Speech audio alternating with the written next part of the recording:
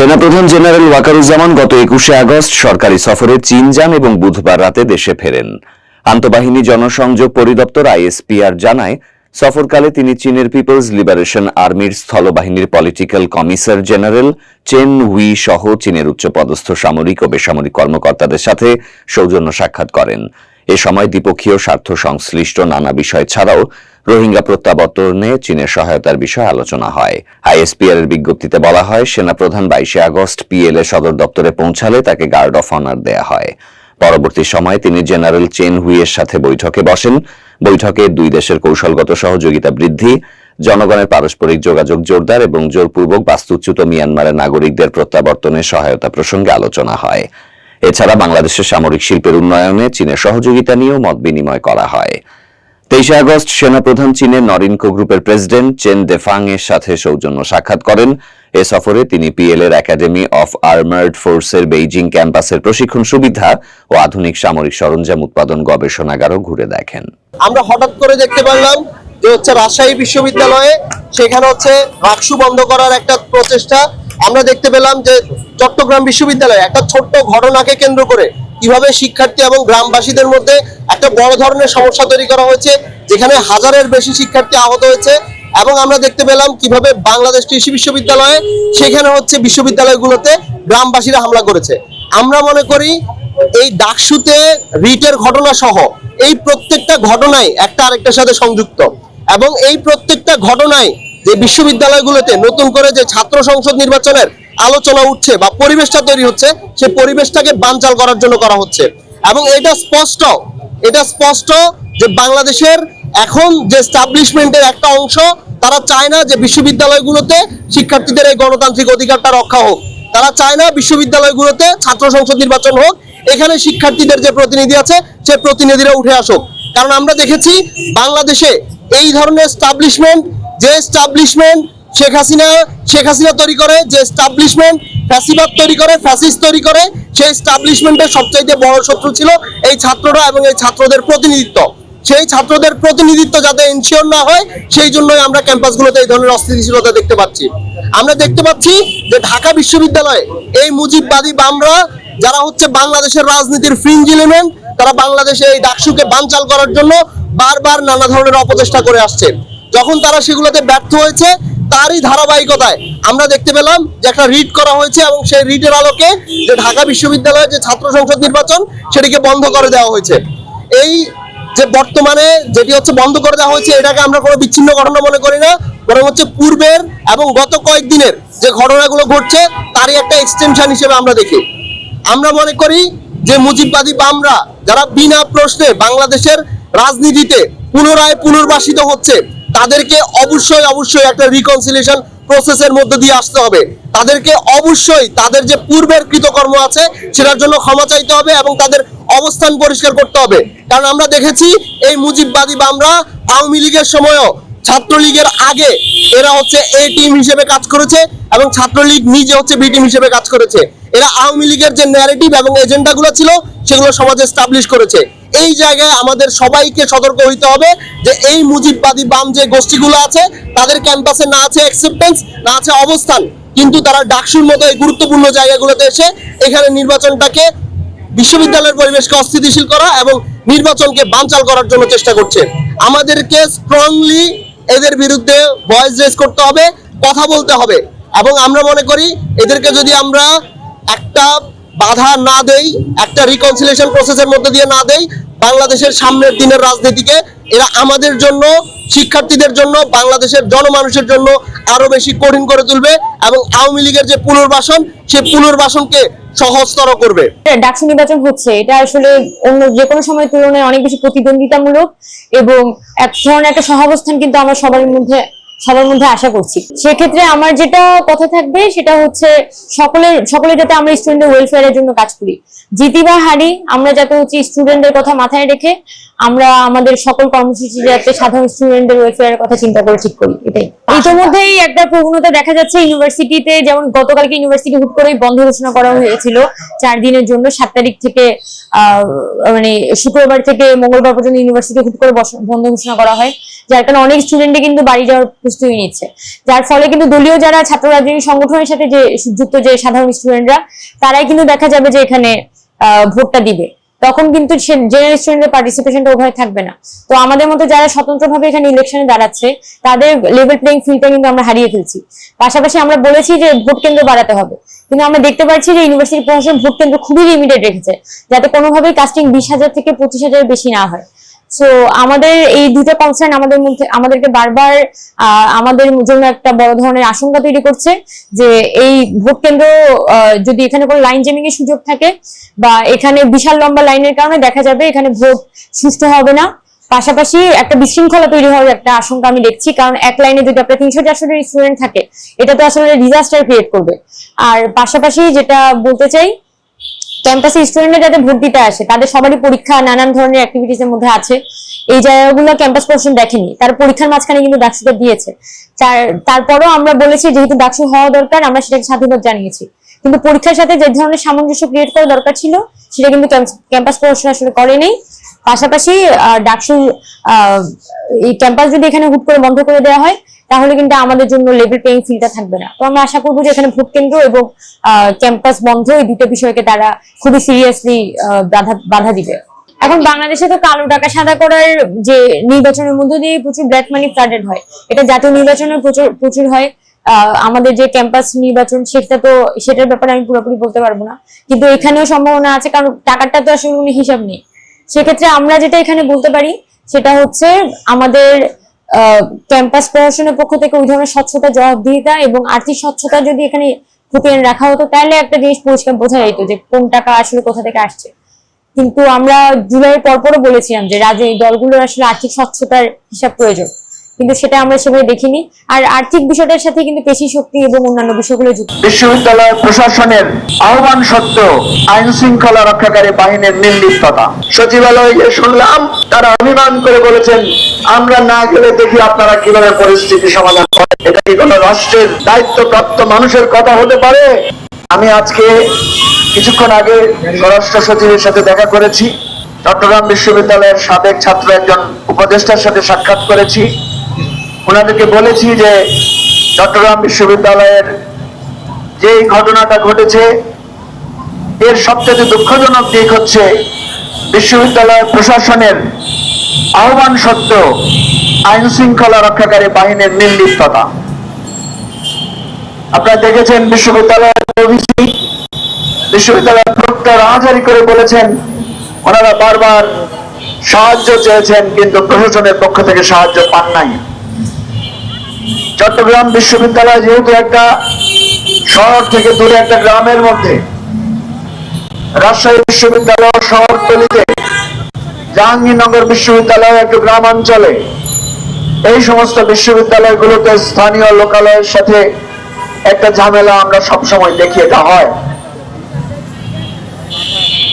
এই বিশ্ববিদ্যালয়গুলো প্রতিষ্ঠার ক্ষেত্রে স্থানীয় জনগণের বিরাট অবদান আছে, কারণ তারা তাদের বাপদাদার ভিটা জমি এখানে অনেকে দান করেছেন, এবং সেই কারণে বিশ্ববিদ্যালয়ের তৃতীয় এবং চতুর্থ শ্রেণীর চাকরির ক্ষেত্রে আমরা দেখেছি সবসময় স্থানীয়দেরকে প্রাধান্য দেওয়া হয়। এবং এই ফতেপুর ইউনিয়ন এবং জোটলা গ্রামের বিরাট একটা অংশ আমাদের বিশ্ববিদ্যালয়ের বিভিন্ন পর্যায়ে তারা চাকরি করেন, ফলে স্থানীয় লোকদের সাথে ক্যাম্পাসের একটা সুদৃঢ় বন্ধন তৈরি হয়েছে। আমরা দেখেছি বিভিন্ন সময়ে স্থানীয় লোকেরা আমাদের কাছে নানা সমস্যা নিয়ে আসতো, আবার আমরা যখন তাদের কাছে যেতাম তারা আমাদেরকে যথেষ্ট আপ্যায়ন করত। কিন্তু কখনো কখনো অত্যন্ত বিচ্ছিন্ন ঘটনাকে কেন্দ্র করে বিশ্ববিদ্যালয় বহুবার রক্তাক্ত হয়েছে, বহুবার এই ধরনের ঘটনা ঘটেছে। কিন্তু আমরা অবাক হয়ে দেখলাম এবারে যে ঘটনাটি ঘটেছে সেটা অতীতের সমস্ত ঘটনাকে ম্লান করে দিয়েছে, এবং বোঝা যাচ্ছে যে এখানে শুরুটা হয়েছিল অত্যন্ত ব্যক্তিগত একটা বিষয় নিয়ে, কিন্তু ধীরে ধীরে এটাকে কেউ বা কারা এটাকে আস্তে আস্তে রাজনৈতিক রূপ দিয়েছেন।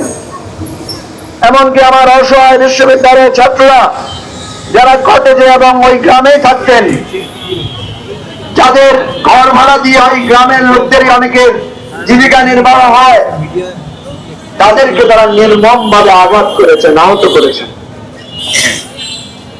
এই সভ্য যুগে এই 2025 সালে এসে অতীতের মতো আঞ্চলিক রাজনীতির, ঘৃণা ছড়ানোর রাজনীতি, নৃশংসতার রাজনীতি এখনো কেন আমাদেরকে দেখতে হচ্ছে, এটা আমাদের অত্যন্ত আফসোসের বিষয়। আমি অনুরোধ করব,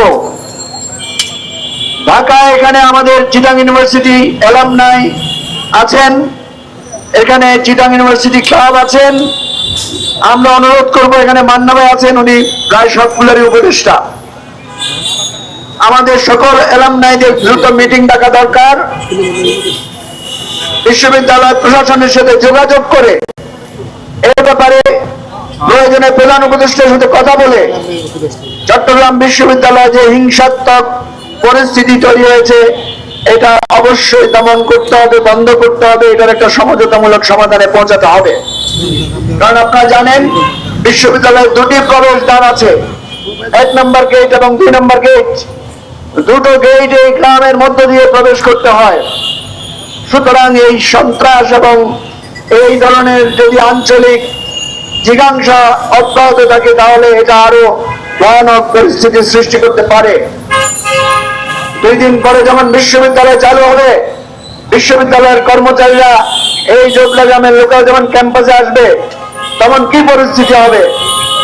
কারণ যেই ছাত্র আজকে মৃত্যুর সাথে পাঞ্জা লড়ছে, যে প্রক্টর আমার হলের ছোট ভাই তানভীর মোহাম্মদ হায়দার আরিফ, আমি জানি সে একজন অসুস্থ মানুষ, অসুস্থতা সত্ত্বেও সে ছাত্রদের পাশে দাঁড়িয়ে সেখানে সমাধান করতে গিয়েছিল, কিন্তু শিক্ষককে আহত করা হয়েছে। আমাদের আরেক ছোট ভাই বিশ্ববিদ্যালয় প্রভিসি ডক্টর কামাল, তার হাতে ফ্র্যাকচার আপনারা দেখেছেন, এই হাত ভাঙা নিয়ে সে এগিয়ে গিয়েছিল, মনে করেছিল যে গ্রামের লোকদেরকে শান্ত করতে পারবে, মাঝখানে গিয়ে দাঁড়িয়েছিল, তাকেও নৃশংসভাবে, নির্মমভাবে তাকে আহত করা হয়েছে। বিশ্ববিদ্যালয়ের ইতিহাসে অতীতেও আমরা দেখেছি 2 জন শিক্ষককে নির্মমভাবে মদন হাতে পিটানো হয়েছিল। একজন শিক্ষক তো এমন ভাবে তাকে মারা হয়েছিল, দর্শন বিভাগের একজন শিক্ষক, তিনি অ্যাবনর্মাল হয়েছিলেন দীর্ঘদিন ধরে।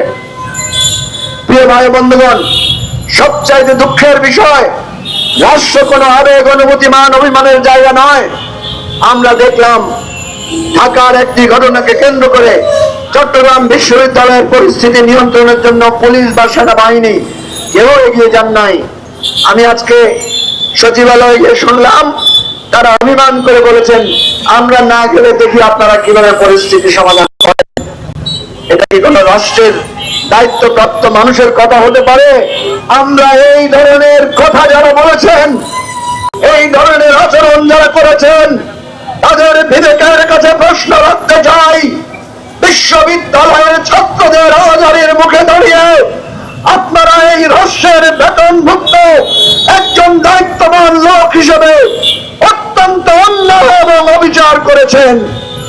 মনে রাখবেন, এই অবিচার এবং অন্যায়ের কথা বিশ্ববিদ্যালয়ের ছাত্ররা কখনো ভুলে যাবে না, কখনো এটা হতে পারে না।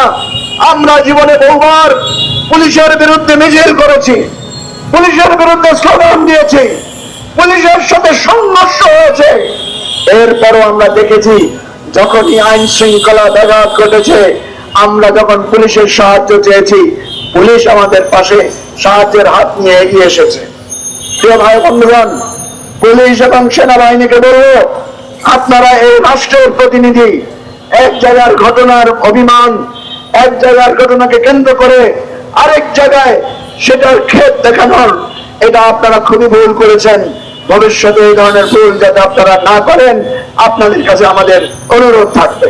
তাই চট্টগ্রাম বিশ্ববিদ্যালয়ের একজন উপাচার্য যখন ক্রন্দনত অবস্থায় বলেছিলেন, আমি ভালো আছি, আমার সাধারণ শিক্ষার্থীরা ভালো নেই, তাদের উপরে চাপাতি দিয়ে কোপানো হচ্ছে, হত্যার উদ্দেশ্যে আক্রমণ করা হচ্ছে, এবং গতকালকে তিনি স্পষ্ট করে বলেছেন ছাত্রলীগের সন্ত্রাসীরা সেই জায়গায় হামলা করছে, হেলমেট পরে পরে আমার সেই বিশ্ববিদ্যালয়ের সাধারণ শিক্ষার্থীদের উপরে আছে। আমি এটাকে মনে করি রাজনৈতিক অস্থিরতা সৃষ্টির উদ্দেশ্যে বাংলাদেশের বিভিন্ন জায়গায় আওয়ামী লীগের সেই সকল সন্ত্রাসীরা লুকিয়ে থেকে হামলা করছে। একই উপায়ে চট্টগ্রাম বিশ্ববিদ্যালয়ে তারা এই কর্মটি বেছে নিয়েছে বলে আমি মনে করি। আজকের বাংলাদেশের সমগ্র বিশ্ববিদ্যালয়ের সাধারণ ছাত্র ছাত্রীদের নিরাপত্তা বিধান নিশ্চিত করতে হবে।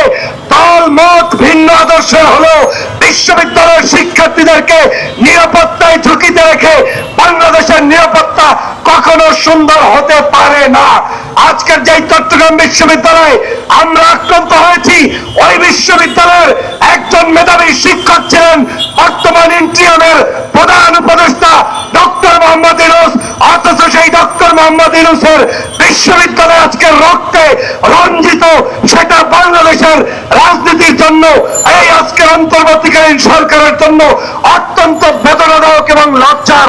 সরকারকে বলতে চাই, আপনাদেরকে সুনির্দিষ্ট অভিযোগগুলো তদন্ত করে গ্রেফতার করতে হবে।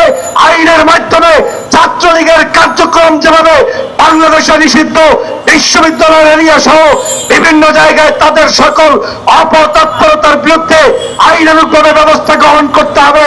আমাদের সাধারণ শিক্ষার্থীদেরকে সুচিকিৎসা নিশ্চিত করতে হবে এবং এই বিশ্ববিদ্যালয়টাকে সম্পূর্ণরূপে আবাসিক বিশ্ববিদ্যালয়ে রূপান্তরিত করতে হবে, যাতে করে আমার চট্টগ্রাম বিশ্ববিদ্যালয়ের ছাত্র ছাত্রী ভাইয়েরা নিরাপদে পড়াশোনা করতে পারে, রাজনীতি করতে পারে, সমাজনীতি করতে পারে, রাষ্ট্রের জন্য অবদান রাখতে পারে। তাকে অবশ্যই রাজনৈতিক বিষয়গুলো, তার পেছনের ঘটনাগুলো, তার পেছনের ইন্ধনগুলোকে চিহ্নিত করে সেগুলো মোকাবেলা করবার জন্য শক্ত হাতে যদি দমন করতে না পারেন, তাহলে চট্টগ্রাম বিশ্ববিদ্যালয় আজকে যে ঘটনা ঘটেছে, আমার 200 ছাত্র আহত, 2 জন মৃত্যুর সাথে পাঞ্জা লড়ছে, আমার শিক্ষক আহত, আমার প্রাণের বিদ্যাপীঠে আজকে এই দুরবস্থা, আমার রক্তক্ষরণ করে, আমার কান্না পায়।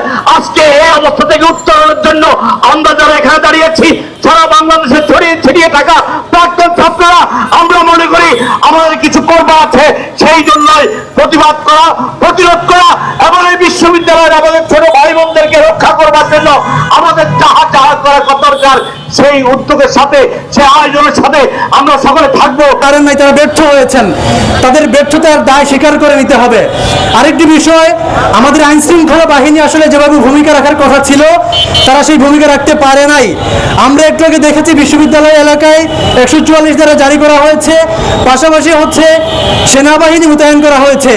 আমি প্রশাসনকে প্রশ্ন রাখতে চাই যে গতকালকে রাত্রে থেকে নিয়ে পর্যন্ত আমাদের ভাই বোনেরা আক্রান্ত হয়েছে, কেন আপনারা সঠিক সময় ব্যবস্থা নিতে পারেন নাই? যদি নিতে পারতেন তাইলে হাজার খানেক যে আমাদের ছোট ভাইরা আহত হয়েছে, সেই ঘটনা আমাদেরকে দেখতে হতো না। একটু আগে খবর পেয়েছি যে চট্টগ্রাম মেডিকেল কলেজে রোগীদেরকে ধারণ ক্ষমতা উপচে পড়েছে, সেই জায়গা দেওয়া যাচ্ছে না।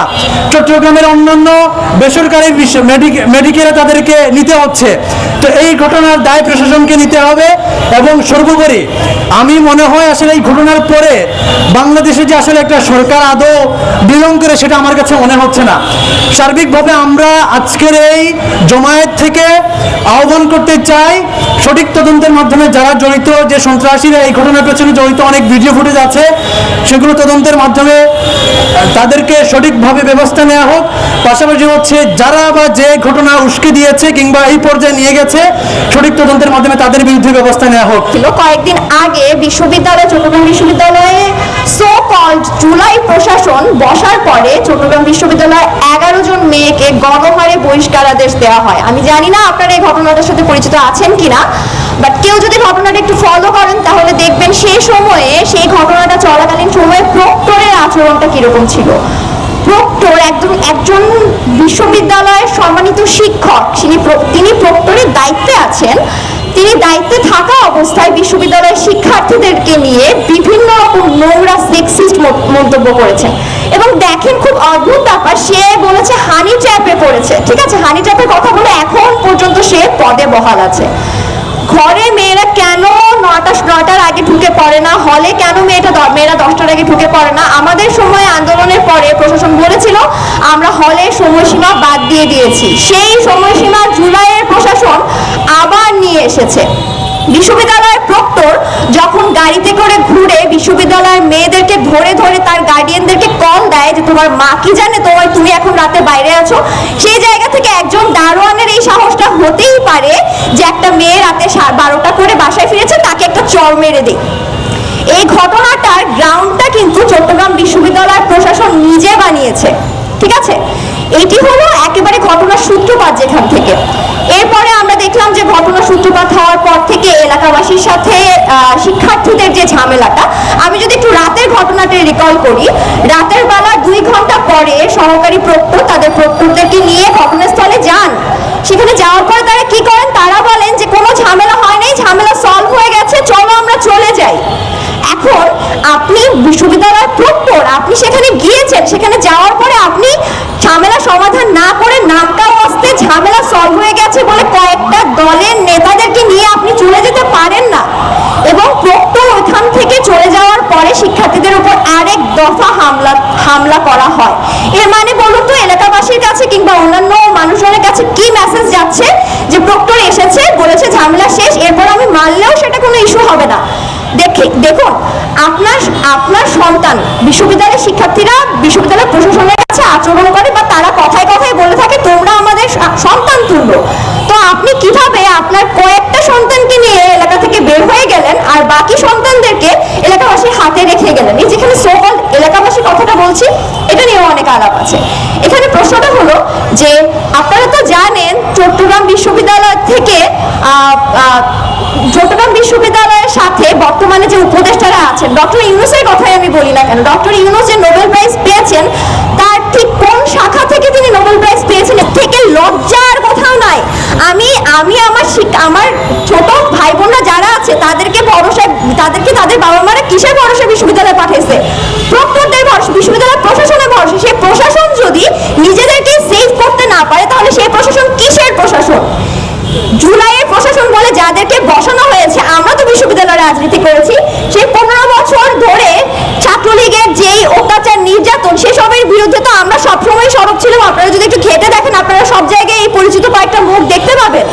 কিন্তু কথাটা হচ্ছে যে তাহলে সেই সময় আমাদের মাইদুল স্যারের সাথে যেই আচরণ করেছিল বিশ্ববিদ্যালয়ের প্রশাসন, মাইদুল স্যারকে নিয়ে আমরা যখন আন্দোলন করতে গিয়েছি তখন তো আমি এই জুলাইয়ের প্রশাসনের কোনো লোকজনকে দেখি নাই যারা এখন খুব ফ্যাসিস্ট বলে 10টা মেয়েকে একদম বহিষ্কার দিয়ে দিচ্ছে। ফ্যাসিস্টদের দোষর বলে যে বিশ্ববিদ্যালয়ের শিক্ষকেরা 10 জন মেয়েকে গণহারে বহিষ্কার দিচ্ছে, সেই বিশ্ববিদ্যালয় প্রশাসনের যারা স্টেক হোল্ডার বলে দাবি করছেন, আমি একদম দাবি নিয়ে বলছি এখানে যে আমি গত 6 বছর রাজনীতিতে এই বিশ্ববিদ্যালয়ের শিক্ষকদেরকে ফ্যাসিস্ট সরকারের বিরুদ্ধে একটা কথা বলতে দেখিনি।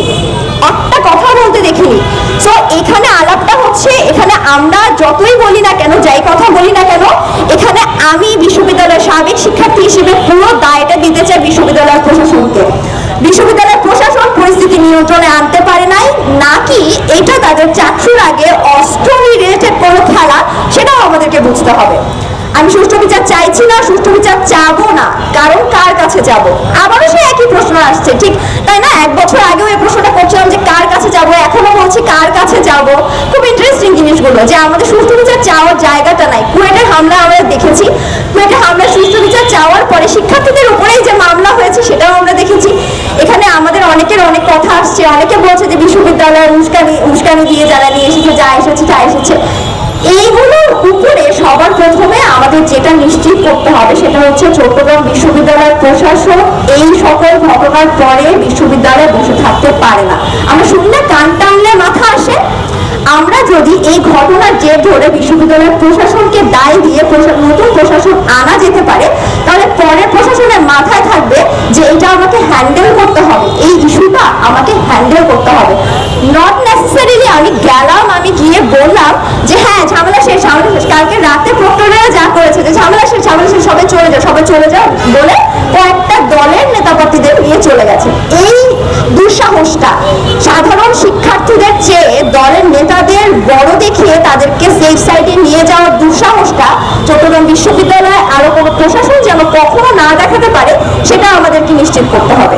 যে সন্ত্রাসীকার আক্রমণ করা হয়েছে, সেখানে রক্তপাত হয়েছে, এই যে ছবিগুলো আমরা দেখেছি, এই ছবিগুলো দেখে কোনো বিবেকবান মানুষ আসলে চুপ করে থাকতে পারে না। আমরা এই ঘটনার তীব্র নিন্দা এবং প্রতিবাদ জানাই। আমরা বলছি বারবার এই ধরনের ঘটনা এর আগেও অনেকবার হয়েছে। সরকারের উচ্চ পর্যায় থেকে একটা বিচার বিভাগীয় তদন্ত কমিটি করে এই ঘটনা হচ্ছে জড়িত প্রত্যেককে শাস্তির আওতায় আনতে হবে। এবং আমরা দেখেছি আমাদের বিশ্ববিদ্যালয় প্রশাসন তারা কি পরিমাণ উদাসীন শিক্ষার্থীদের স্বার্থের ব্যাপারে, সে একটা নিরাপদ ক্যাম্পাসের ব্যাপারে। ক্যাম্পাসে এর আগেও আমরা দেখেছি ক্যাম্পাসে অনেকবার শিক্ষার্থীদের উপর হামলা করা হয়েছে, অনেকগুলো গুপ্ত হামলা হয়েছে, প্রকাশ্যে হামলা হয়েছে, কিন্তু কোনো ঘটনার আমরা সুষ্ঠু বিচার পাইনি। এবং চট্টগ্রাম বিশ্ববিদ্যালয়ের অনেক নারী শিক্ষার্থী সহ অনেকজনকে বহিষ্কার করা হয়েছে অন্যায়ভাবে। এই ঘটনারও আমরা এখনো সুষ্ঠু বিচার পাইনি।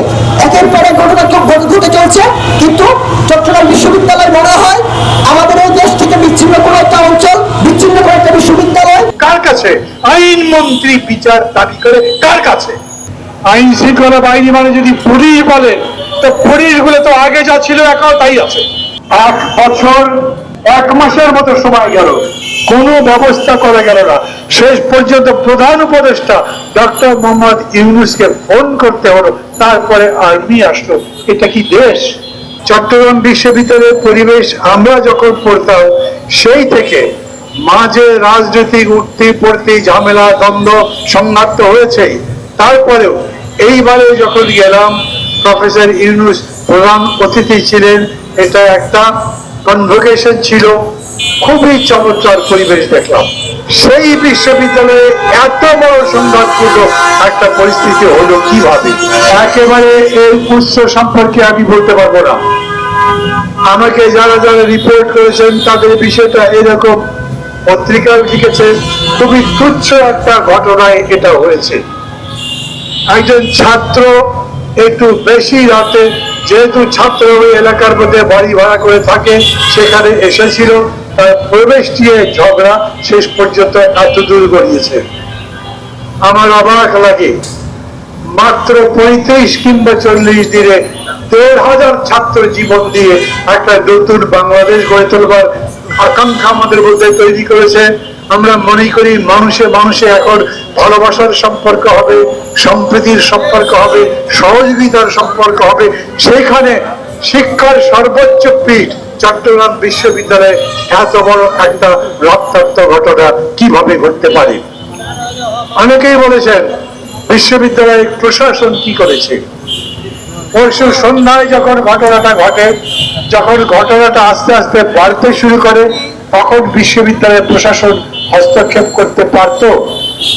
হতে পারে বিশ্ববিদ্যালয় কর্তৃপক্ষ তখন পর্যন্ত মনে করেনি ব্যাপারটা এত দূর গড়াতে পারে।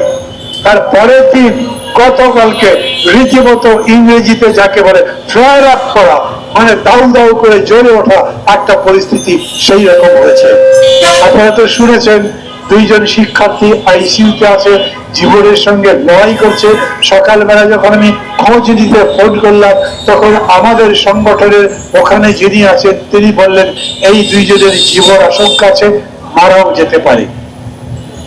আমি সবাই দাঁড়িয়ে বিশ্ববিদ্যালয় কর্তৃপক্ষের চাইতে বেশি করে দেশের যারা কর্তৃপক্ষ তাদের কাছে জিজ্ঞেস করি, এই 2টো ছাত্র যদি মারা যায় তার দায় কে দেবে? কি বিস্ময়কর ব্যাপার!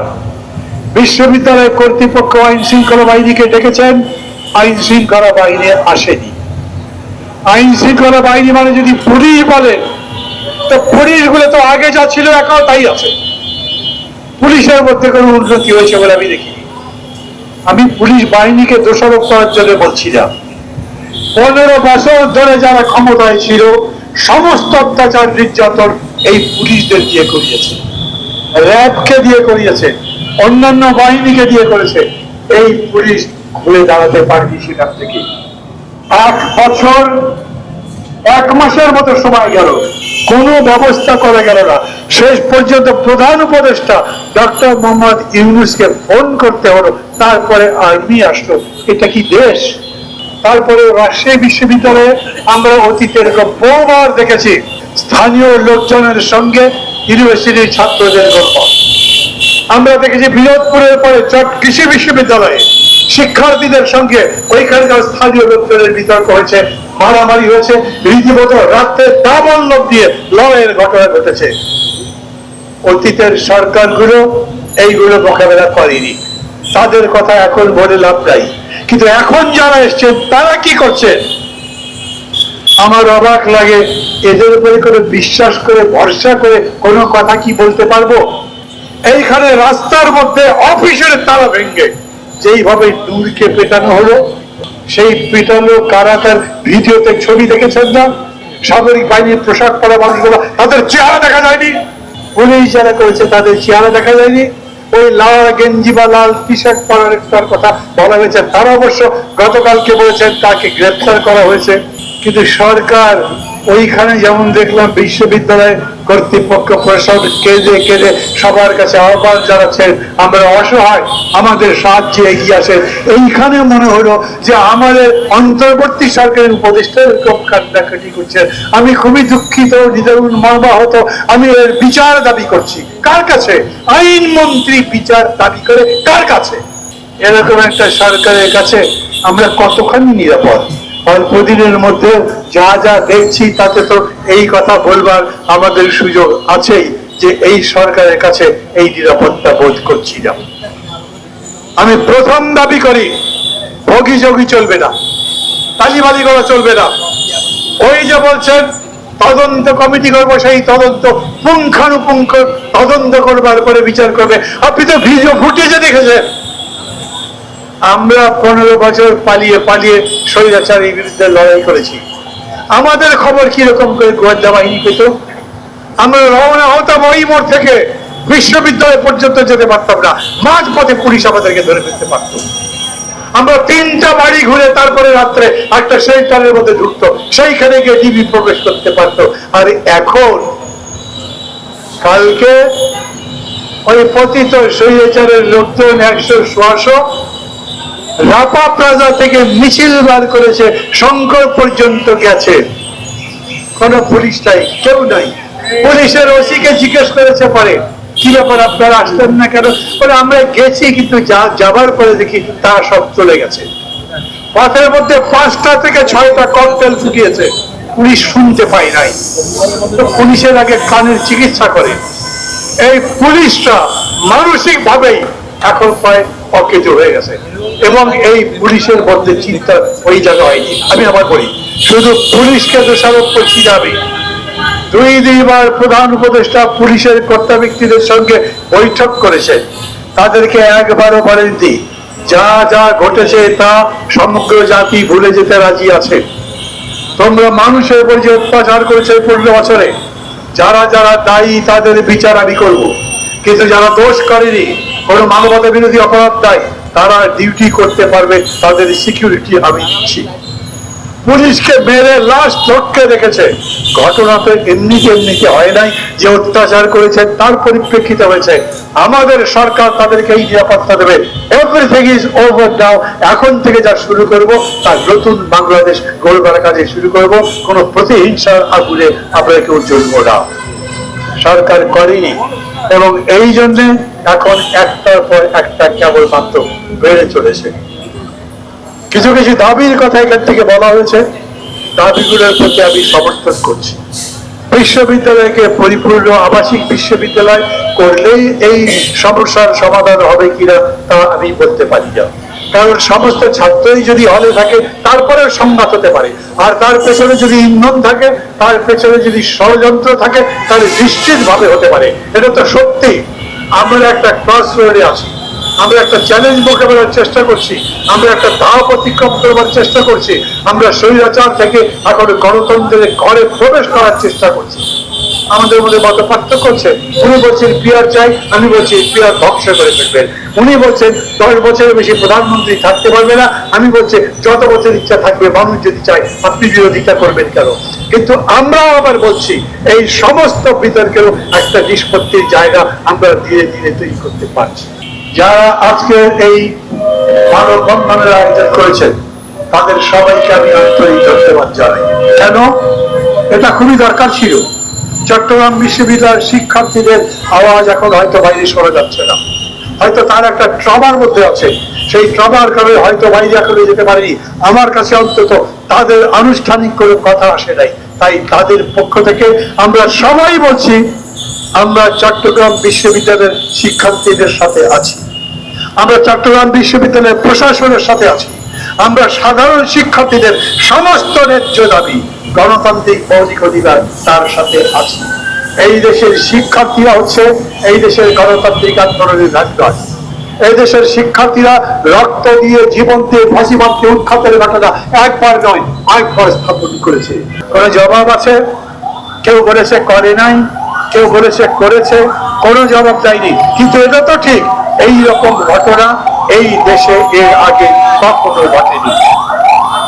সেনাবাহিনীর আরেকজন ঊর্ধ্বতন কর্মকর্তা দেখা করেছেন প্রধান উপদেষ্টার সঙ্গে, ফলে সবার মধ্যেই সমস্যা এবং প্রশ্ন তৈরি হচ্ছে। এইভাবে একটার পর একটা বিশ্ববিদ্যালয় এলাকায়, অন্যান্য এলাকায় বড় বড় সংকট তৈরি করে কি শেষ পর্যন্ত সমগ্র জাতির সামনে একটা অন্ধকার অমানিসা তৈরি করবার চেষ্টা করছে, একটা সংশয় তৈরি করবার চেষ্টা করা হচ্ছে। যদি সরকার দায়িত্ব পালন করতে না পারে, সবাইকে ডাকেন, দেখে বলেন প্রধান উপদেষ্টা একটা, দুইটা, তিনটা এইরকম করে পার্টি ডেকে তাদের বলবেন আমি ফেব্রুয়ারিতেই নির্বাচন করবো। আপনার পুলিশই যদি না ধরে তাহলে আপনি নির্বাচন করবেন কিভাবে? অতএব সবাইকে ডেকে, এখনো সময় আছে। চট্টগ্রাম বিশ্ববিদ্যালয়ের সমস্যার সমাধান আমার মাঝে মাঝেই মনে হয় এই সামগ্রিক রাজনীতির সঙ্গে জড়িত আছে। আমি মনে করি কৃষি বিশ্ববিদ্যালয়ের যে সমস্যা হয়েছিল, এখন রাজশাহী বিশ্ববিদ্যালয়ের যে সমস্যা দেখছি, আর নতুন বিশ্ববিদ্যালয়গুলোতে যখন নির্বাচনের দামামা বাজবে সব জায়গায় এটা দেখা যাবে। আমরা এখন পর্যন্ত জানি না জুলাই সনদটা কি হবে। তারা বলেছেন তারা 3-4 দিনের মধ্যে সেই সনদ দেবেন, কিন্তু শেষ পর্যন্ত সেই সনদ সবাই গ্রহণ করতে পারবে কি পারবে না সেটাও আমাদের দেখার বিষয় আছে।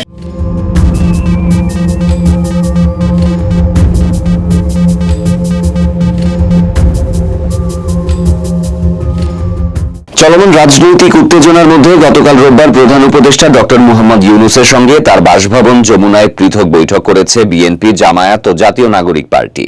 এই বৈঠকগুলোতে জুলাই সনদ, আসন্ন সংসদ নির্বাচন, নুরুল হক নূরের ওপর হামলা এবং জাতীয় পার্টিকে নিষিদ্ধ করা সহ বিভিন্ন বিষয়ে আলোচনা হয়। জামায়াত ও এনসিপি জাতীয় পার্টিকে নিষিদ্ধ করার পক্ষে মত দিলেও বিএনপি কোনো দলকে নিষিদ্ধ করার বিপক্ষে অবস্থান নিয়েছে। বৈঠক শেষে বিএনপির মহাসচিব মির্জা ফখরুল ইসলাম আলমগীর সাংবাদিকদের জানান তারা নির্বাচন নিয়ে আশ্বস্ত হয়েছেন। তিনি বলেন নির্বাচন ফেব্রুয়ারিতেই, বিলম্বের সুযোগ নেই। জামায়াতের অভিযোগের বিষয়ে মির্জা ফখরুল বলেন দেশের সবচেয়ে বড় রাজনৈতিক দলের সাথে প্রধান উপদেষ্টা কথা বলবেন, তার এই এখতিয়ার আছে। নূরের ওপর হামলাকে তিনি গর্হিত কাজ উল্লেখ করেন এবং তদন্ত দাবি করেছেন। তিনি বলেন নির্বাচনকে বিলম্বিত করার জন্য কোনো একটি শক্তি এই ধরনের কাজ করছে। তবে তিনি দাবি করেন যে বৈঠকে জাপাকে নিষিদ্ধ করার বিষয়ে কোনো কথা হয়নি। জামায়াতের নায়েবে আমির ডাক্তার সৈয়দ আব্দুল্লাহ মোহাম্মদ তাহের বলেন নির্বাচন সুষ্ঠু হবে কিনা তা নিয়ে তাদের শঙ্কা আছে। তিনি বলেন লেভেল প্লেইং ফিল্ড নিশ্চিত না হলে নির্বাচনে অংশগ্রহণের পথ সংকুচিত হয়ে যাবে। তিনি আরো বলেন একটি দলের কারণে সনদ আটকে থাকতে পারে না। তিনি গণভোটের মাধ্যমে জুলাই সনদের বিষয়ে সিদ্ধান্ত নেওয়ার আহ্বান জানান। ডাক্তার তাহের আরো বলেন যে জাপা আওয়ামী লীগের দোসর ছিল, তাই তাদের ব্যাপারেও আওয়ামী লীগের মতো সিদ্ধান্ত নেওয়া যেতে পারে। জামায়াতের মতো এনসিপিও জুলাই সনদের আইনি ভিত্তি দেওয়ার দাবি জানিয়েছে। এনসিপির জ্যেষ্ঠ যুগ্ম আহ্বায়ক আরিফুল ইসলাম আদিব বলেন তারা গণপরিষদ নির্বাচন সহ কিছু দাবি জানিয়েছেন এবং নির্বাচন কমিশনের নিরপেক্ষতা নিয়ে অভিযোগ করেছেন। তিনি বলেন জাপা ফ্যাসিস্টদের সহযোগী হিসেবে অবৈধ নির্বাচনকে বৈধতা দিতে সরাসরি অংশগ্রহণ করেছে, তাই তাদের নিষিদ্ধ করা উচিত। নূরের ওপর হামলাকে তিনি রাজনৈতিক পরিস্থিতিকে অন্যদিকে নিয়ে যাওয়ার চেষ্টা হিসেবে অভিহিত করেন। প্রধান উপদেষ্টার প্রেস সচিব শফিকুল আলম বৈঠক শেষে জানান ডক্টর ইউনূস বলেছেন যে ফেব্রুয়ারির প্রথমার্ধেই একটি সুষ্ঠু ও নিরপেক্ষ নির্বাচন অনুষ্ঠিত হবে। তিনি বলেন কেউ যদি নির্বাচনের কোনো বিকল্প নিয়ে ভাবে সেটা হবে এই জাতির জন্য গভীর বিপজ্জনক। প্রধান উপদেষ্টা জোর দিয়ে বলেন অন্তর্বর্তী সরকারের প্রধানের দায়িত্ব হচ্ছে অবাধ ও শান্তিপূর্ণ পরিবেশে সুষ্ঠু নির্বাচন আয়োজন। মির্জা ফখরুল ইসলাম আলমগীর, ডক্টর খন্দকার মোশাররফ হোসেন, গয়েশ্বর চন্দ্র রায়, ডক্টর আব্দুল মঈন খান, আমির খসরু মাহমুদ চৌধুরী, সালাউদ্দিন আহমেদ, ইকবাল হাসান মাহমুদ টুকু এবং ডাক্তার এজেডএম জাহিদ হোসেন বিএনপির পক্ষে যান। জামায়াতের পক্ষে ডাক্তার সৈয়দ আব্দুল্লাহ মোহাম্মদ তাহের, মিয়া গোলাম পারওয়ার, রফিকুল ইসলাম খান এবং ডক্টর হামিদুর রহমান আজাদ যান। এনসিপির পক্ষে যান আরিফুল ইসলাম আদিব, হাসনাত আব্দুল্লাহ, হান্নান মাসুদ এবং তাসনিম জারা। বিএনপির 47তম প্রতিষ্ঠাবার্ষিকী উপলক্ষে আয়োজিত বিভাগীয় সমাবেশে যোগ দিতে এবং ফ্যাসিবাদী শেখ হাসিনার গুম ও হত্যার বিচার দাবিতে ট্রেন শোডাউন করে ময়মনসিংহ পৌঁছেছেন গফরগাঁও উপজেলা বিএনপির হাজার হাজার নেতাকর্মী। সোমবার সকালে গফরগাঁও, মশাখালী ও কাউরাইদ রেলওয়ে স্টেশন থেকে বিএনপি, যুবদল, ছাত্রদল ও স্বেচ্ছাসেবক দলের নেতাকর্মীরা ট্রেনে করে ময়মনসিংহে যান। সেখানে তারা কৃষ্ণচূড়া চত্বর থেকে একটি র্যালি বের করেন। এর আগে সকাল থেকে উপজেলার 15টি ইউনিয়ন ও পৌরসভার 9টি ওয়ার্ড থেকে বিএনপি, যুবদল, ছাত্রদল, স্বেচ্ছাসেবক দল, শ্রমিক দল ও কৃষক দলের নেতাকর্মীরা মিছিল সহকারে রেলওয়ে স্টেশনগুলোতে জড়ো হন। পরে তারা বলাকা কমিউটার, জামালপুর কমিউটার, মহুয়া কমিউটার ও তিস্তা এক্সপ্রেস ট্রেনে করে সমাবেশে যোগ দেন। ময়মনসিংহ জেলা যুবদলের তথ্য গবেষণা সম্পাদক সৈয়দ আসাদুজ্জামান সোহেল জানান, প্রয়াত সাংসদ ফজলুর রহমান সুলতানের সুযোগ্য ছেলে আলহাজ মুশফিকুর রহমানের নেতৃত্বে বিএনপি, যুবদল, ছাত্রদল ও স্বেচ্ছাসেবক দল সহ হাজার হাজার নেতাকর্মী রেলপথ এবং সড়কপথে সমাবেশ সফল করতে ময়মনসিংহে উপস্থিত হয়েছেন। গফরগাঁও উপজেলা বিএনপি সাবেক যুগ্ম আহ্বায়ক মুশফিকুর রহমান জানান, বিএনপির প্রতিষ্ঠাবার্ষিকী পালন এবং আওয়ামী লীগের গুম হত্যার বিচার ও দ্রুত নির্বাচনের দাবিতে প্রায় 10 থেকে 12 হাজার নেতাকর্মী নিয়ে সমাবেশ সফল করতে তারা ময়মনসিংহে যাচ্ছেন। এই সমাবেশে প্রধান অতিথি হিসেবে বক্তব্য রাখবেন বিএনপি স্থায়ী কমিটির সদস্য ডাক্তার এজেডএম জাহিদ হোসেন। নির্বাচন ছাড়া অন্য কোনো বিকল্প চিন্তা করা জাতির জন্য হবে ভয়াবহ বিপদ, এমন সতর্কবার্তা দিয়েছেন প্রধান উপদেষ্টা ডক্টর ইউনূস। রোববার রাতে রাজনৈতিক দলগুলোর সঙ্গে বৈঠকে তিনি কথা বলেন। বৈঠক শেষে প্রধান উপদেষ্টার প্রেস সচিব শফিকুল আলম সাংবাদিকদের জানান, বিএনপি, জামায়াত ও এনসিপি নেতাদের সাথে আলোচনায় ডক্টর ইউনূস স্পষ্ট বার্তা দিয়েছেন যে আগামী ফেব্রুয়ারিতে একটি অবাধ, সুষ্ঠু ও উৎসবমুখর পরিবেশ জাতীয় নির্বাচন অনুষ্ঠিত হওয়ার জন্য তৈরি। তিনি বলেন, নির্বাচন ছাড়া কোনো বিকল্প নেই। কেউ যদি অন্য কোনো পথের কথা চিন্তা করে সেটা জাতির জন্য গভীর বিপজ্জনক হবে। আসন্ন দুর্গাপূজাকে ঘিরে কোনো অস্থিতিশীল পরিবেশ যেন সৃষ্টি না হয়, সেজন্য রাজনৈতিক দলগুলোর সহযোগিতা কামনা করেন প্রধান উপদেষ্টা। জোর দিয়ে বলেন, সামাজিক সম্প্রীতি রক্ষার স্বার্থে সবাইকে দায়িত্বশীল ভূমিকা পালন করতে হবে। প্রেস সচিব আরও জানান, বৈঠকের মাঝপথে জাতীয় ঐকমত্য কমিশনের সহসভাপতি ডক্টর আলী রিয়াজ ও প্রধান উপদেষ্টার বিশেষ সহকারী মুনির হায়দার ডক্টর ইউনূসের সাথে সাক্ষাৎ করেন। আলী রিয়াজ জুলাই সনদ চূড়ান্ত করার অগ্রগতি নিয়ে প্রধান উপদেষ্টাকে অবহিত করেন।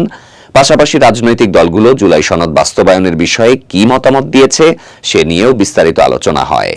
জাতীয় পার্টিকে ঘিরেও বৈঠকে আলোচনা হয়। এ বিষয়ে ভিন্ন ভিন্ন মতামত উঠে আসে। প্রধান উপদেষ্টা সব পক্ষের বক্তব্য মনোযোগ দিয়ে শোনেন। বৈঠকে বিএনপি, জামায়াত ও এনসিপি নেতাদের পাশাপাশি উপদেষ্টা পরিষদের সদস্যদের মধ্যে উপস্থিত ছিলেন আদিলুর রহমান খান, ডক্টর আসিফ নজরুল, ডক্টর ওয়াহিদুদ্দিন মাহমুদ ও ডক্টর খলিলুর রহমান।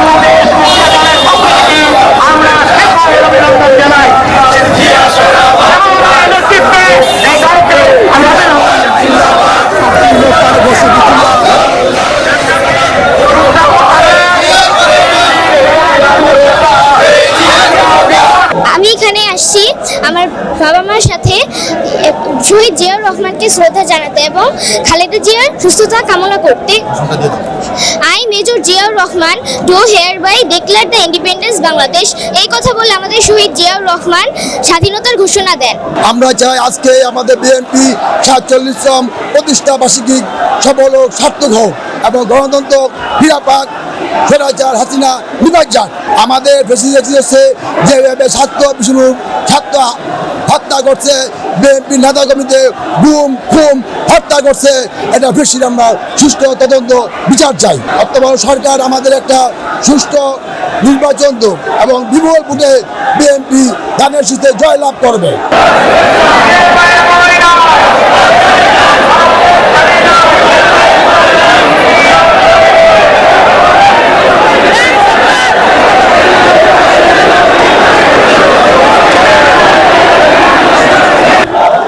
আজকে বিএনপির 47তম প্রতিষ্ঠা বার্ষিকী, মহান প্রেসিডেন্ট জিয়াউর রহমান বিএনপি প্রতিষ্ঠিত করেছিল 1978 সনে।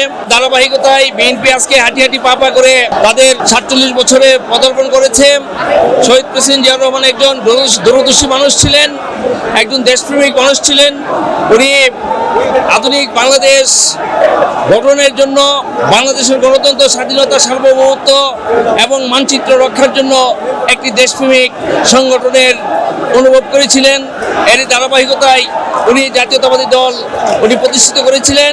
জাতীয়তাবাদী দল হচ্ছে সমস্ত স্বৈরাচার, অন্যায়, অবিচার এবং দেশবিরোধী যে কোনো চক্রান্তের বিরুদ্ধে বাংলাদেশ জাতীয়তাবাদী দল সদা জাগ্রত এবং অতন্ত্র প্রহরীর ভূমিকা পালন করে।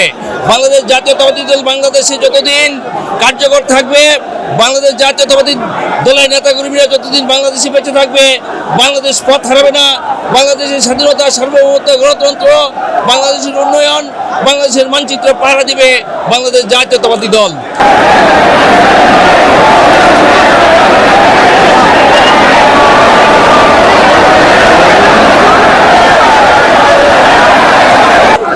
শুভ দিন, শুভ দিন। বিএনপির জন্মদিন, শুভ দিন। এই দিন উপলক্ষে আনন্দিত।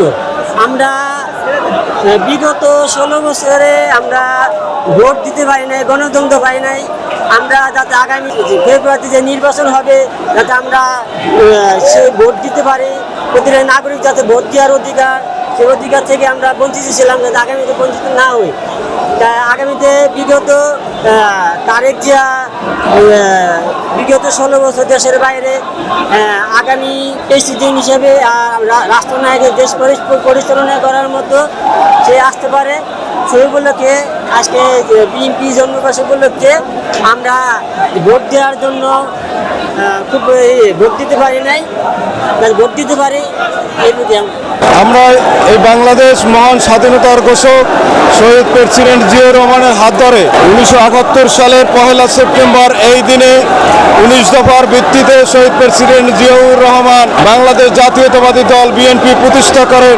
প্রতিষ্ঠা লগ্ন থেকে এই বাংলাদেশের প্রত্যেকটি ক্রান্তিকালে এবং উন্নয়নে বিএনপি অগ্রণী ভূমিকা পালন করেছে এই দল।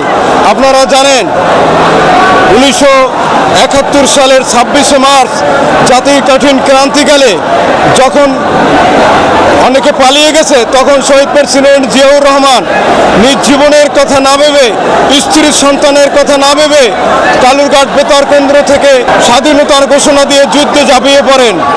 তারপর যুদ্ধের পরে তারপর একটি শাসক আসে বাংলাদেশে দুর্ভিক্ষে পদলিত করে, সেই বাকশাল কায়েম করে, গণতন্ত্রকে হরণ করে।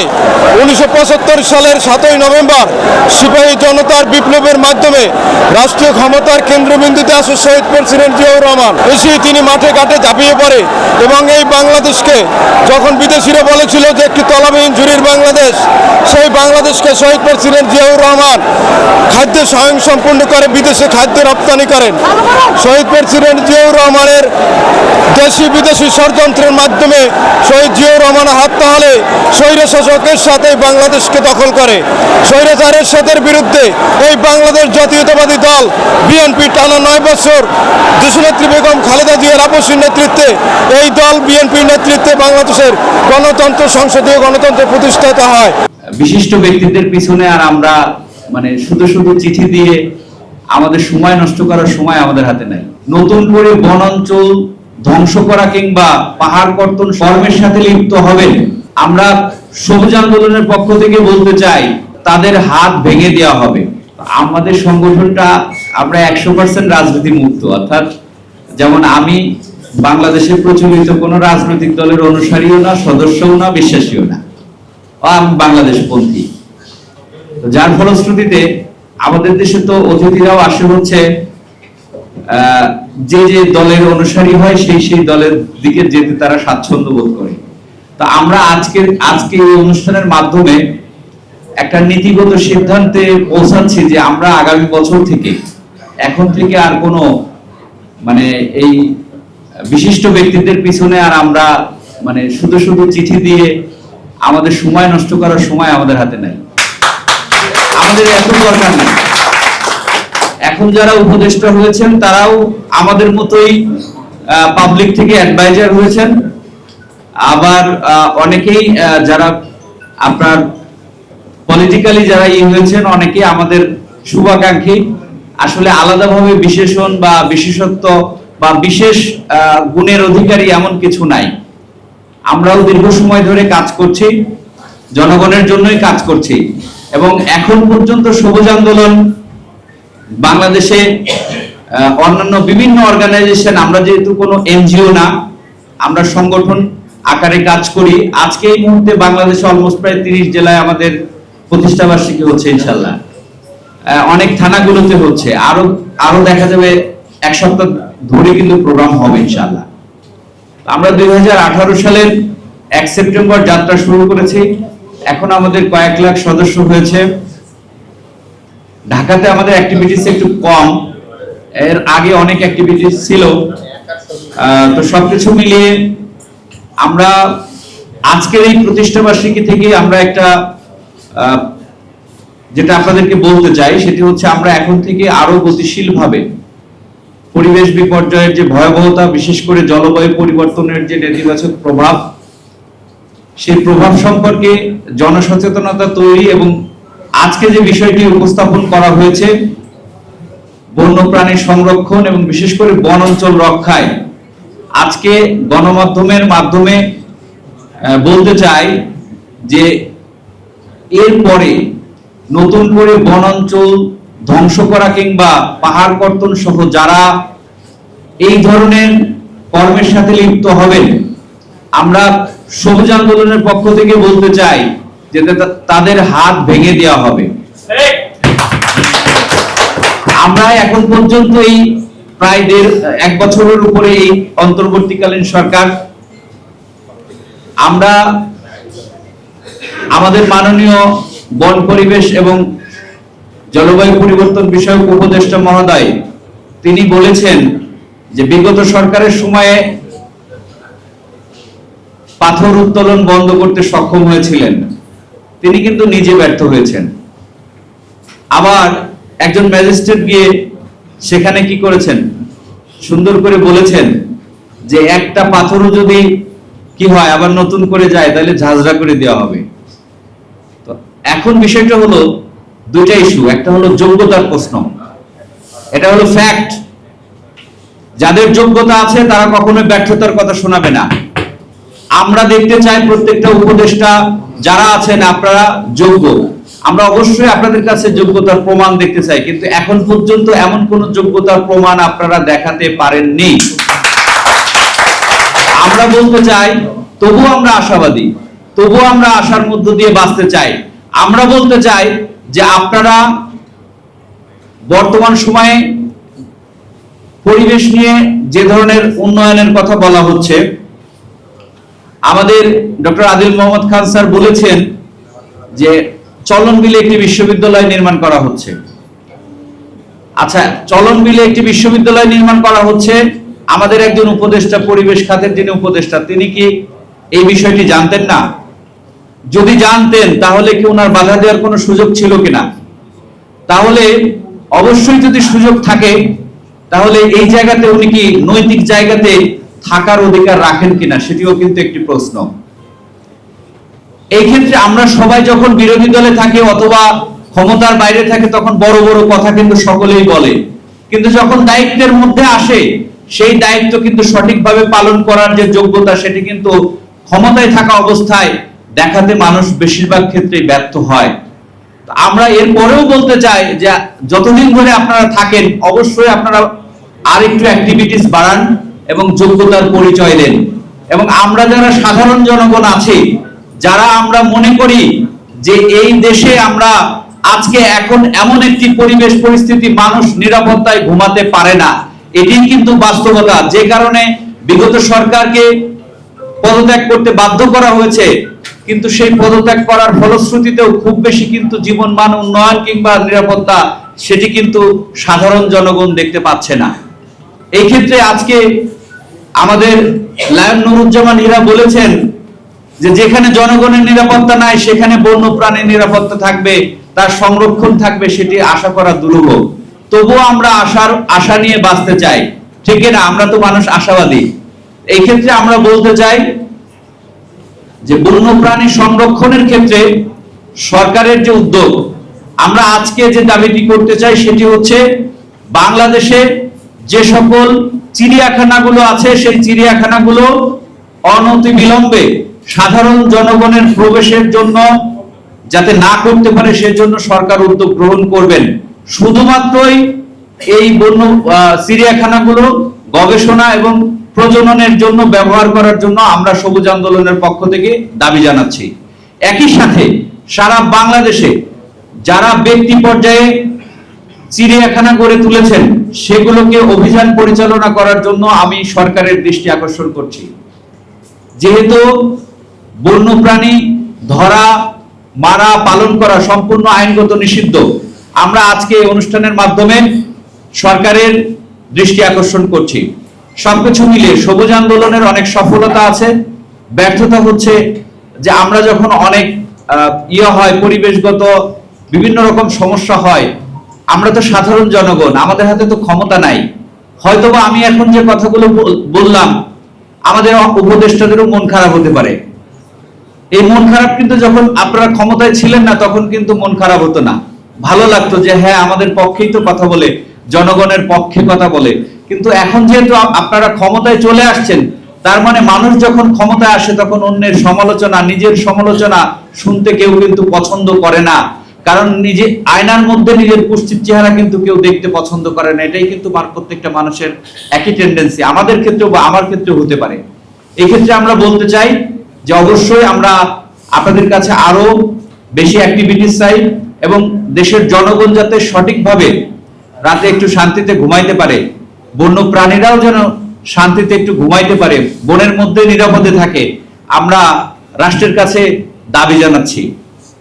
তো সবকিছু মিলিয়ে আমরা সবুজ আন্দোলন অবশ্যই বর্তমান সরকারের সাথে আছি।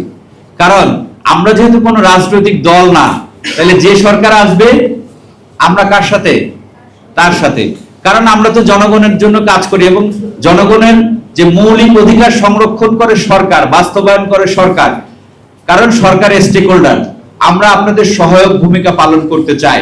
তো এই ক্ষেত্রে যতগুলো পরিবেশবাদী সংগঠন আছে, গবেষক আছে, আমরা সাম্প্রতিক সময়ে হয়তোবা আগামী 1 মাসের মধ্যে আমরা একটি আন্তর্জাতিক মানের একটি ক্লাব, ইন্টারন্যাশনাল গ্রিন ক্লাব নামে একটি ক্লাবের যাত্রা শুরু হবে, যেটি লায়ন্স কিং বা রোটারিয়ানের যে ধরনের একটি ক্লাব আছে, এই ধরনের একটি ক্লাব বাংলাদেশ থেকে যাত্রা শুরু হবে। আমাদের এখানে গ্রিনম্যান অ্যাওয়ার্ড পেয়েছেন, এখানে যারা বক্তৃতা করলেন ওনারা নিজেরাও কিন্তু গ্রিনম্যান। তো আমাদের যে অ্যাওয়ার্ডটি দেওয়া হয়েছে, গ্রিনম্যান শব্দের অর্থ আমরা বলছি সবুজ মানুষ বা আলোকিত মানুষ। আমরা এই শব্দটি দিয়ে বোঝানোর চেষ্টা করেছি। তো এই ধরনের একটি ক্লাবের যাত্রা শুরু হবে।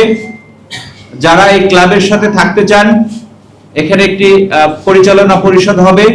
অবশ্যই সমাজে যারা গণ্যমান্য ব্যক্তি আছেন, বিশেষ করে প্রাধান্য দেওয়া হবে যারা এ যাবৎকালে গ্রিনম্যান অ্যাওয়ার্ড পেয়েছেন, তাদের উদ্যোগেই বেসিক্যালি এই ক্লাবটি করা হবে। তো সেই ক্ষেত্রে আপনাদের সকলের সহযোগিতা চাচ্ছি।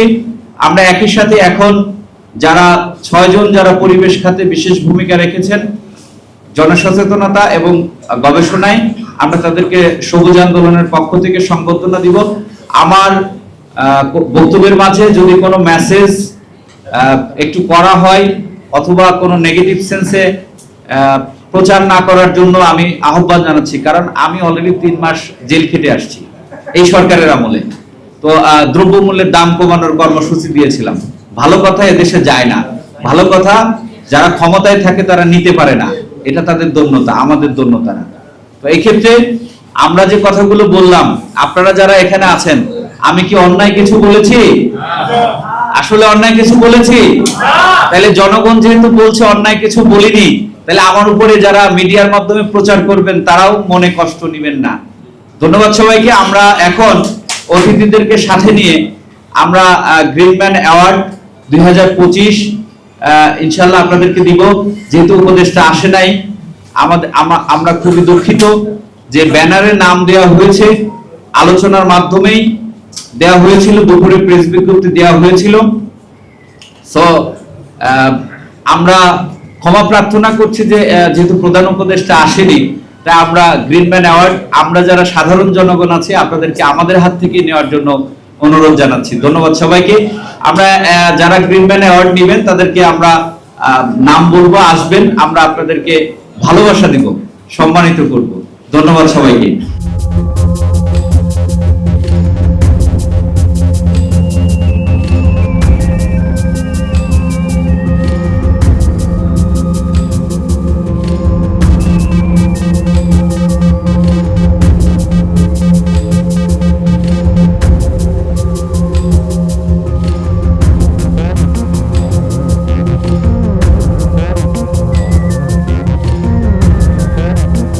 আমাদের মোটো, আমাদের যে স্বতন্ত্র শিক্ষার্থী ঐক্য, আমাদের যে প্যানেল আমরা তৈরি করেছি সেটার মধ্যে দিয়ে স্পষ্ট। আমাদের মোটো হচ্ছে পলিটিক্যালি কনসিয়াস একাডেমিক ক্যাম্পাস। অর্থাৎ আমরা ক্যাম্পাসের মধ্যে যেমন রাজনৈতিক সচেতন ছাত্রদের রাজনীতি সচেতন করতে চাই, কিন্তু একই সাথে আমরা আসলে ক্যাম্পাসটাকে একটা একাডেমিক রূপ দিতে চাই। এবং সেটার জন্য যেটা দরকার, আমাদের দলীয়করণ থেকে ক্যাম্পাসকে বের করে আনতে হবে।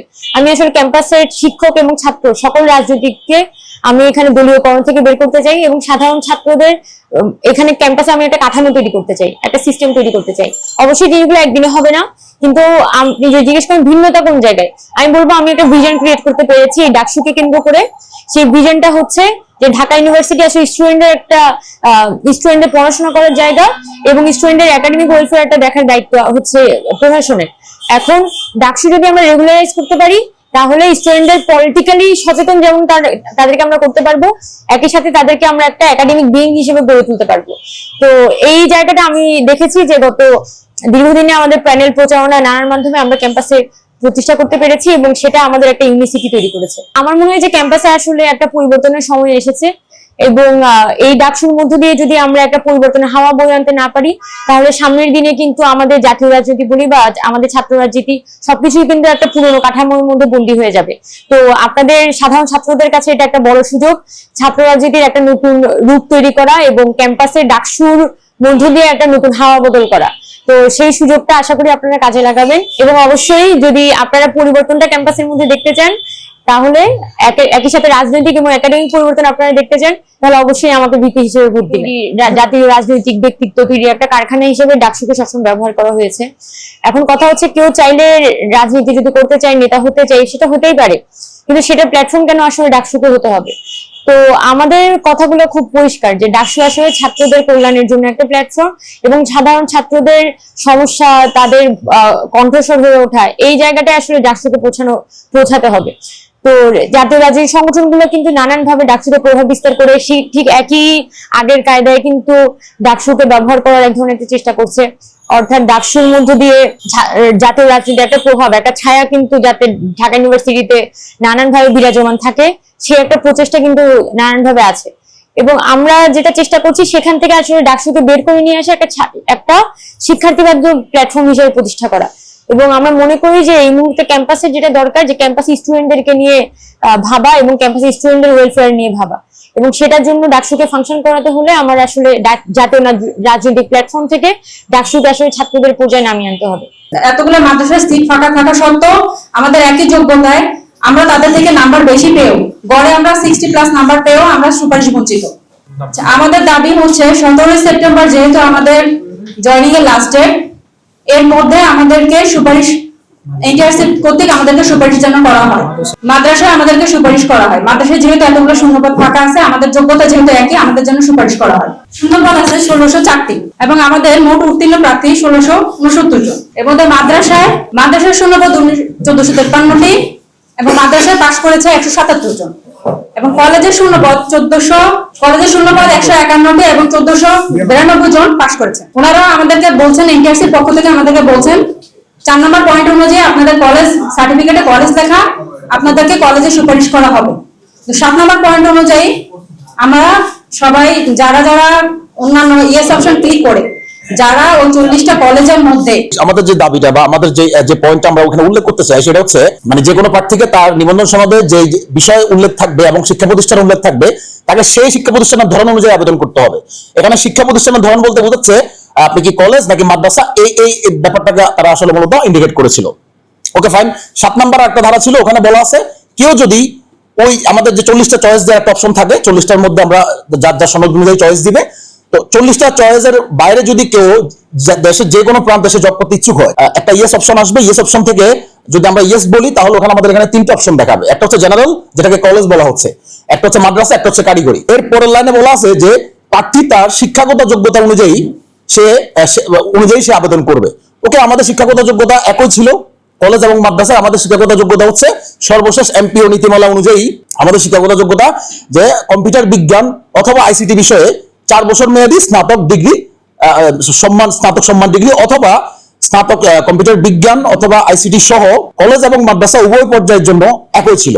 7 নম্বর ধারা অনুযায়ী আবেদন করেছি। 7 নম্বর ধারায় সফটওয়্যারে যখন আমরা আবেদন করতে যাই তখন দেখেছি আমরা ওখানে কলেজও পেয়েছি, কলেজ যেহেতু আমাদের সনদে আছে সেটা আমরা পেলাম, ভালো কথা।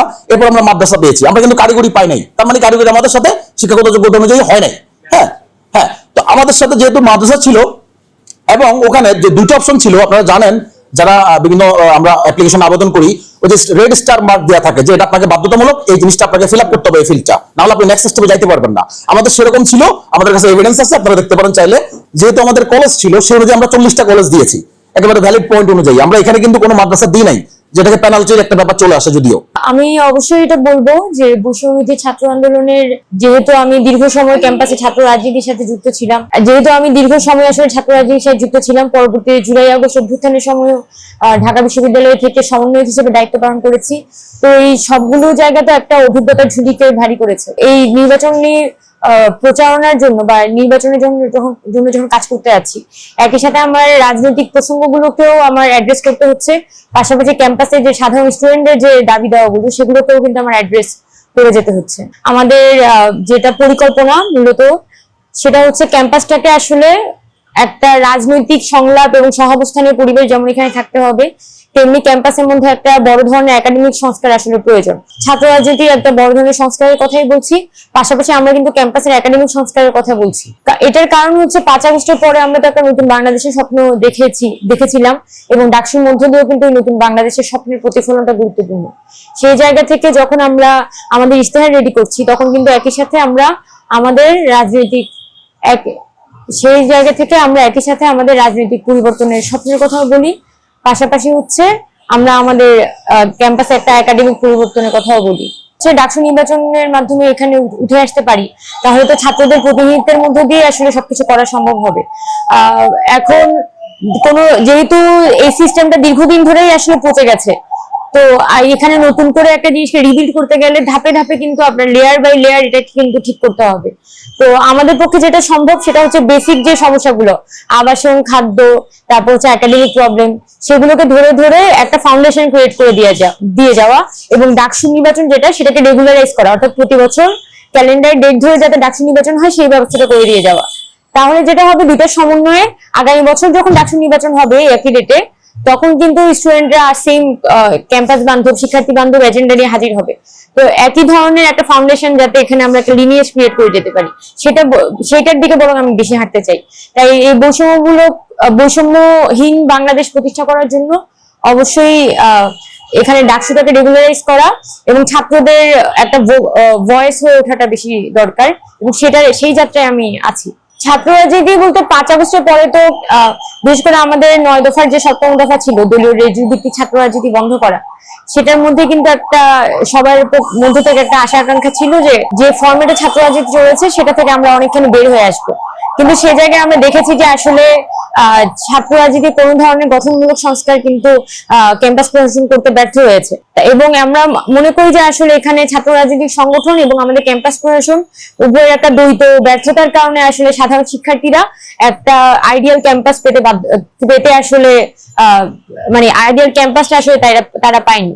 সেক্ষেত্রে যদি ডাকসুর মধ্য দিয়ে একটা রাজনৈতিক সংস্কার আমরা এখানে প্রস্তাব করতে পারি এবং ছাত্র রাজনৈতিক সংগঠন, সাধারণ ছাত্র এবং আমাদের বিশ্ববিদ্যালয় প্রশাসন সকলের সমন্বয়ে যদি হচ্ছে আমরা একটা রাজনৈতিক ছাত্র রাজনীতি সংস্কার এখানে করে আনতে পারি, তাহলে অবশ্যই আমি মনে করি যে ছাত্র রাজনীতির একটা গঠনমূলক পরিবর্তন সম্ভব।